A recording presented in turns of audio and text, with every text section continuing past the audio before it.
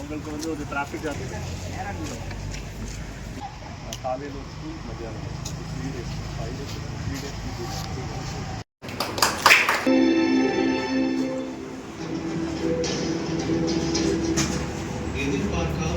விபத்துக்கள்ங்கிறது பெரும்பாலான நேரம் எதிர்பாராம நடக்கக்கூடியது. ஆனா விபத்துல சாவுங்கிறது நம்முடைய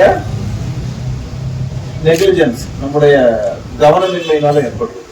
எப்படின்னா 50% மேல சாலை விபத்துகள்ல இறந்து போகக்கூடியவங்க எப்ப இறங்குறாங்க அப்படின்னா ஆக்சிடென்ட் நடக்கக்கூடிய ஸ்பாட்ல இல்லை, ஆஸ்பத்திரி போற வழியில இல்லைன்னா ஆஸ்பத்திரியில. டாக்டர்ஸ்ட கேட்டா என்ன சொல்றாங்கன்னா அது தலையில அடிபடுறதுனால தான் பெரும்பாலான பேர் இறக்குறாங்க அப்படின்னு சொல்லி. ஹெல்மெட் போட்டா தலையில அடிபடுமா?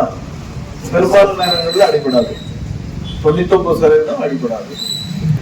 காயம், எவ்வளவு பெரிய காயம் அப்படிங்கிறது நாம கவனமா இருந்தா அதை தவிர்க்கலாம். நம்மளால தவிர்க்க முடிஞ்சதை தவிர்க்கலாம் இல்லையா? வீட்டுல போனா உடனே செல்போனை பார்த்தா அது எவ்வளவு நேரம் வேஸ்ட் ஆகுது. அதுக்கு நம்ம 2 நிமிஷம் வெளியே கிளம்பும் போது சீக்கிரமா கிளம்பணும் அப்படின்னா விபத்துக்களை தடுக்கலாம் இல்லையா? 2 விஷயம் சொல்லியிருக்கிறேன். என்னென்ன? ஹெல்மெட்.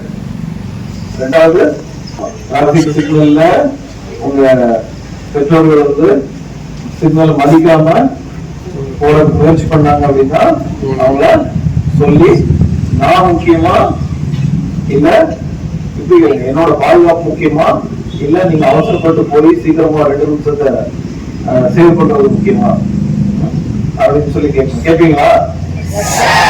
நீங்க கேட்டீங்கன்னா உங்க அப்பா அம்மா கட்ட மாட்டாங்க இல்லையா? கட்டுவாங்களா யாராவது?